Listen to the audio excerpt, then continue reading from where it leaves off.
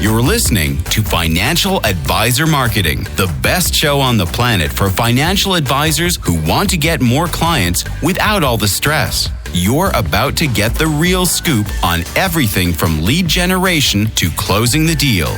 James is the founder of theadvisorcoach.com, where you can find an entire suite of products designed to help financial advisors grow their businesses more rapidly than ever before. Now, here is your host, James Pollard. Welcome to the show. As always, I'm James, and I'm here with producer Jonathan, the fine fellow from thepodcastfactory.com. I am so happy to be here, James. I don't know what I'd do without my weekly dose of you. If you need some help with your podcast, folks, feel free to reach out to him, and he will help you get started. And tell him James sent you. Don't be shy. Yeah, do that. Let him know. Let him know that he sent you. Maybe we can do a little something special. Now, today we are actually going to talk about Facebook marketing. This is something I don't think I've discussed on the podcast before. Maybe I have, but I don't remember. Either way, a lot of financial advisors know me because of my How to Get Clients with LinkedIn product. Like tons and tons of you have been through that video training. You've gotten results with it. But sometimes after that, advisors start crushing it on LinkedIn, and they will write me and ask about using other social media networks to get more clients. And the most popular one is, of course, Facebook. Some will ask about Twitter, and I'll be like, yeah, no. Well, because Twitter is just like, now it's just becoming an echo chamber for like whatever you believe in. It's like confirmation bias throughout the whole thing. Wow. And a lot of people don't realize that like Twitter's algorithm is literally made for if somebody says something that you agree with, you're going to like it and you're going to engage in that way. And if someone says something that you really disagree with, you're going to reply to it and comment back. Like that's what they want. That's engagement. So they're going to give stuff that you really, really hate and stuff that you really, really love. And your emotions are going to be highs and lows. And that is how the algorithm's set up. I'm not making this up. I know that sounds crazy, but I'm not being crazy here. That's what Twitter is for. All of the social media networks are like that, but Twitter is by far, in my opinion, the worst. So I'm going to talk about Facebook. Maybe eventually I talk about Twitter. And are you on Twitter, Jonathan? I know I have a Twitter account. My virtual assistant manages that, and we do it through Buffer. But I'm never on there. But are you on Twitter? I have my Twitter page says this is a feed from my blog. Go there. Okay. Wow, that's really smart. So financial advisors, there you go. That is a marketing nugget for you. You don't even have to be distracted and get on Twitter, but you can still make use of it. So I didn't know that. I didn't know that was a thing. So thank you for that. I may do that, but I've got people for that, Jonathan. Of course you do. But I want to start this show off by saying that I am completely aware that some companies will not let you advertise on Facebook at all. I make this show for a wide variety of financial advisors all over the world. I know some financial advisors in Australia who run Facebook ads like you wouldn't believe. They spend thousands of dollars a month. And I know some people who can't use Facebook at all.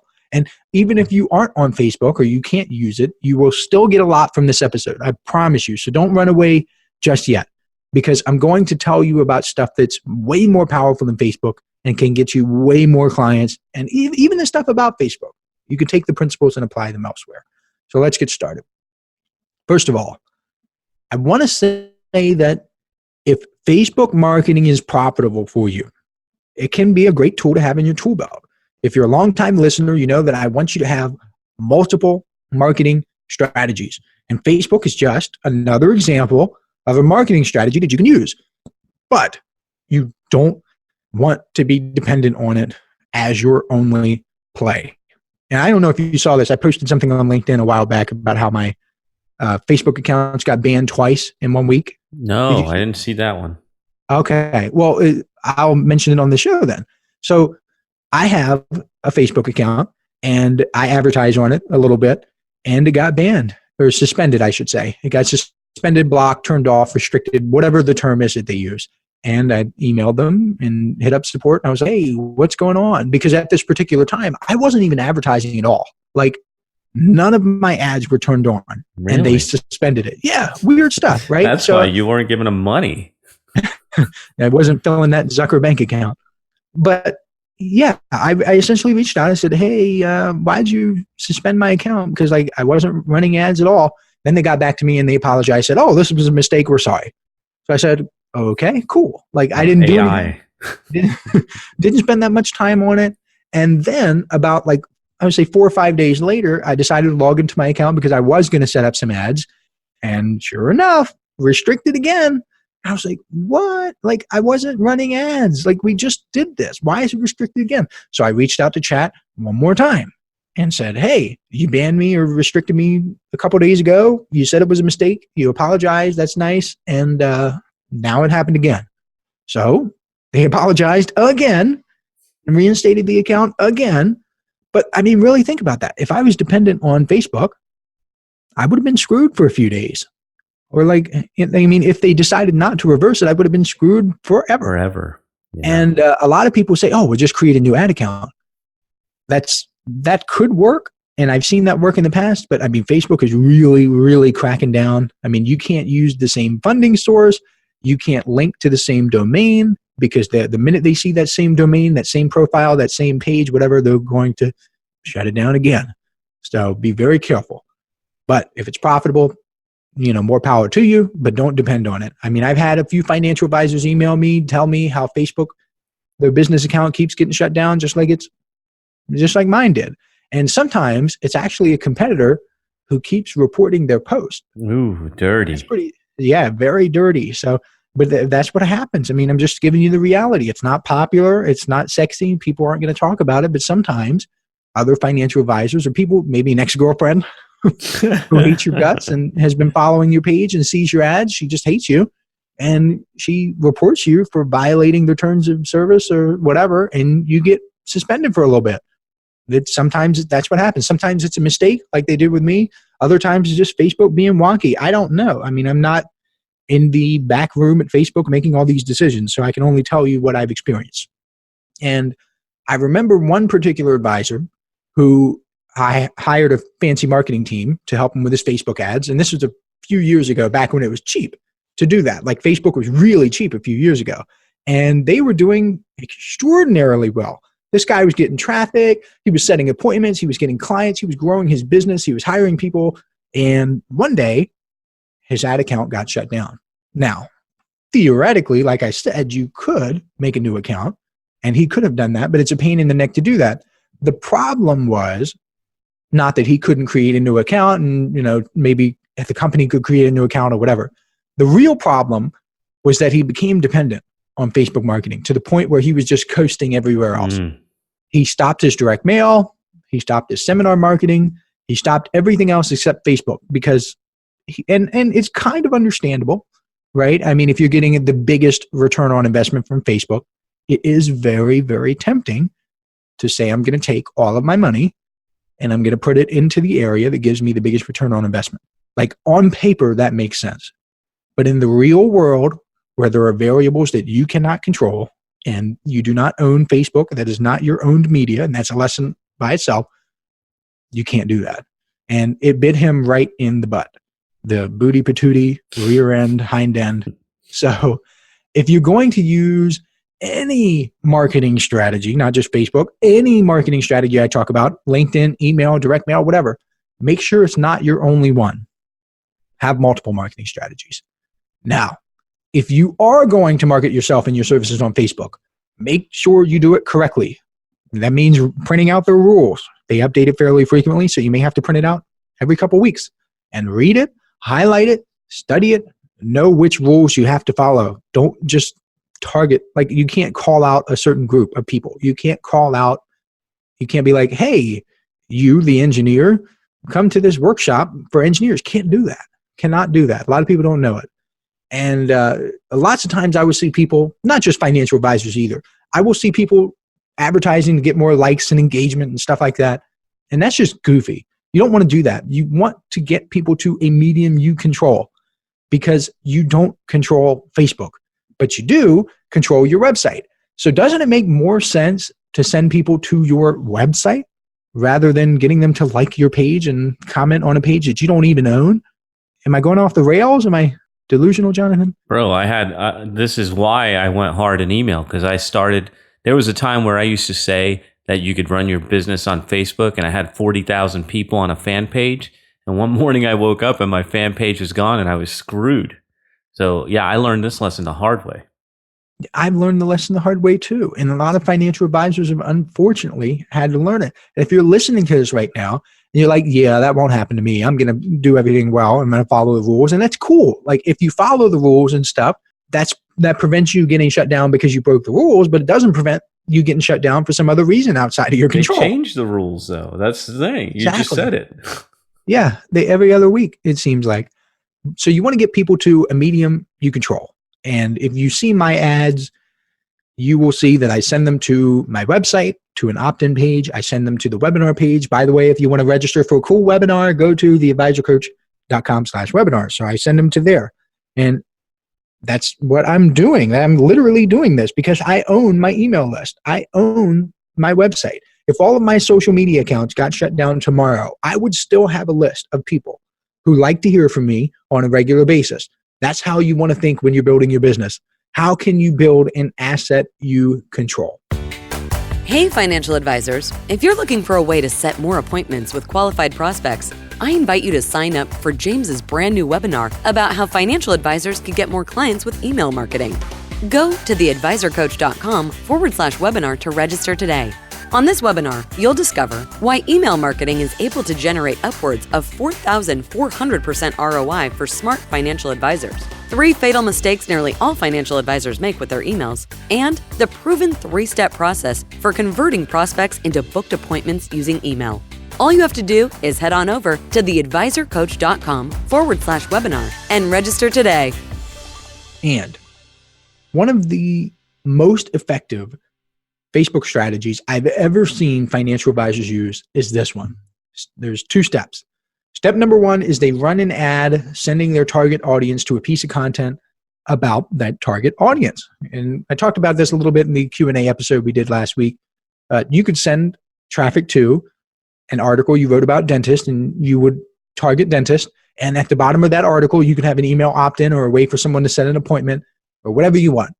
Step number 2 is to set up a retargeting audience of everyone who viewed that piece of content but didn't complete your desired action. So let's say someone viewed that content but didn't opt into your email list. You could run an ad to that audience, sending that audience directly to your email opt-in. You basically say, hey, I know you read the content, but you didn't opt in. Why not? Let me send you to the opt-in page.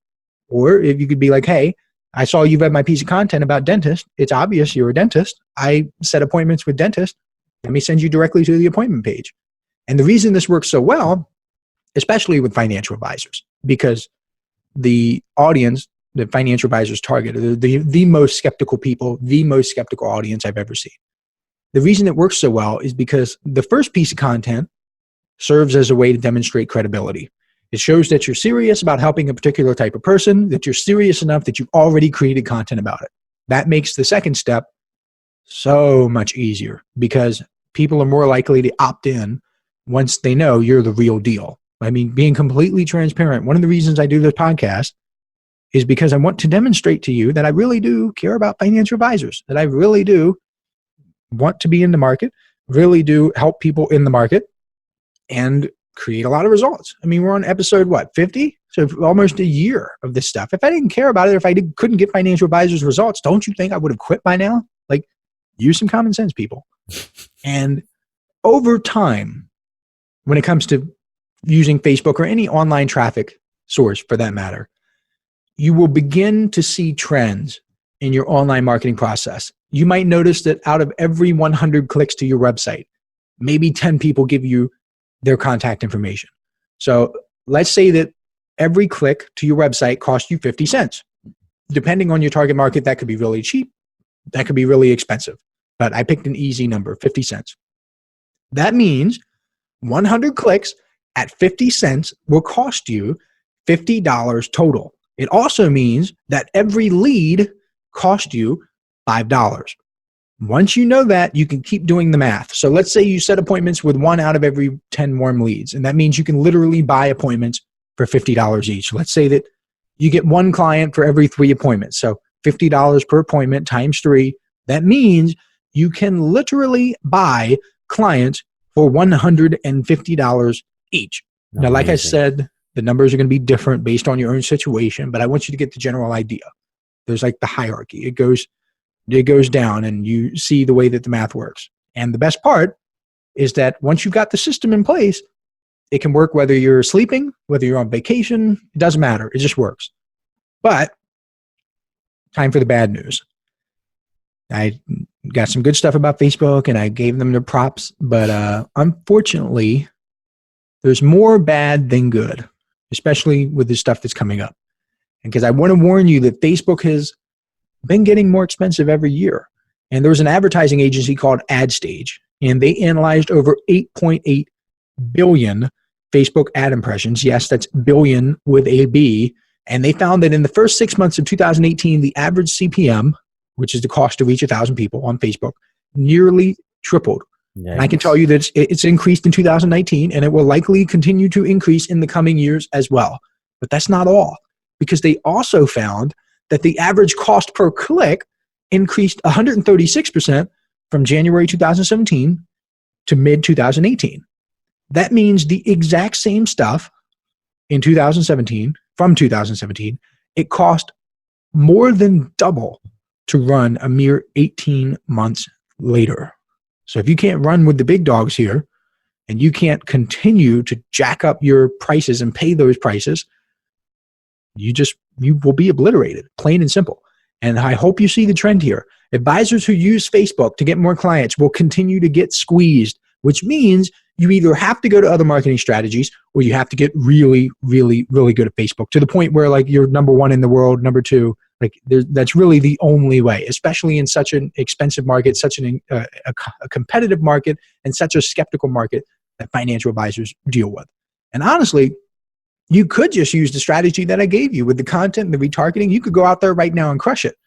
But I want you to be aware that it probably won't last forever. And Facebook is notorious, just like Jonathan said, where they changed the rules. They're also notorious for removing and changing targeting options, which means you might find yourself advertising to an awesome set of targeting options, and you find that one audience where you just crush it, and you run the ads and scale them up, and then eventually that targeting option gets removed. You can't do it anymore. So be very careful. And I don't want to have this episode to scare you. I just want to make you aware of the situation. I want to help you understand why it's so important to have multiple marketing strategies. And it wasn't that long ago when Facebook forced everyone to use their automated campaign budget allocation system. And it sounds like gibberish, and it is, but it basically means that Facebook decides how they allocate your money within your ads. Crazy. Doing it yourself. Now, the premise is that artificial intelligence can do it better than you ever could, and it kind of makes sense. But the principle is they're taking away control. And it means you have less control over how you run your ads. And I know that theoretically it was supposed to improve everything, but I have seen some bugs in the system. And what's crazy, this is the craziest part, Jonathan. This is the part that blows my mind. Some lead generation companies have actually raised their prices above and beyond the cost, the raise in price, which makes sense because I understand that they want to make a profit and they want to maximize profit and all that. And they passed on the cost to financial advisors. And this is a perfect example of why you should never buy leads, because not only are you getting squeezed on Facebook, it's like an invisible tax.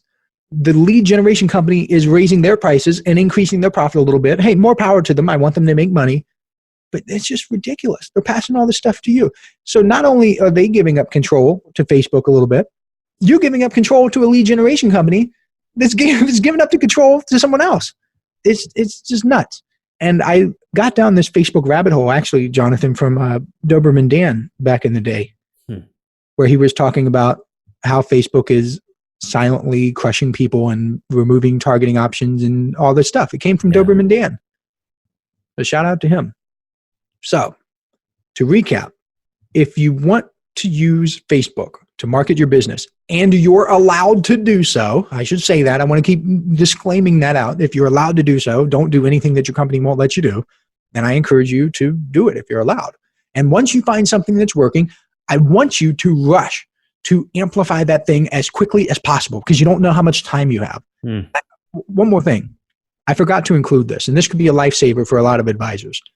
if you're going to run ads, make sure you test your images. You would be amazed at how well people respond to one image and not another. So if you just pick an image at random and you insert it into your ad, you're shooting yourself in the foot by not testing. You're leaving a lot of money on the table. So make sure you test those images. Your bank account will thank you. And at the end of the day, I would do exactly what I personally do. I would run Facebook ads to get people to opt into my email list, because email is one of the most powerful marketing tools a financial advisor can use. And if you're interested in learning more about how to use email marketing to get more clients, I encourage you to go to theadvisorcoach.com/webinar and sign up for the webinar. One more time, it's theadvisorcoach.com/webinar. A lot of information. That's it for this week. Go back and listen to this episode again. I threw a lot of stuff at you, and even if you're not on Facebook, you can get a lot of valuable nuggets from this one. It applies to other areas. Absolutely. So what do you have coming up for us next time, James? Next time will actually be titled How Financial Advisors Can Create Raving Fans. Raving fan? No way. That's your term, isn't it? This guy. Isn't that your term? Am I taking your little term? I like that. I like it. I am gaining inspiration from you. And many financial advisors, they have clients, but they don't have raving fans. And the difference between a regular old client and a raving fan is that a raving fan is someone who tells other people about you and gives you referrals. Well, that's one of the differences. So by listening to this episode that's coming up next week, you should get several ideas on how you can get more referrals. Jeez, I want to fast forward to next week immediately. All right, financial advisors, that is a wrap. We will be back in your earbuds next time with another edition of Financial Advisor Marketing. Thank you for tuning in. This is thepodcastfactory.com.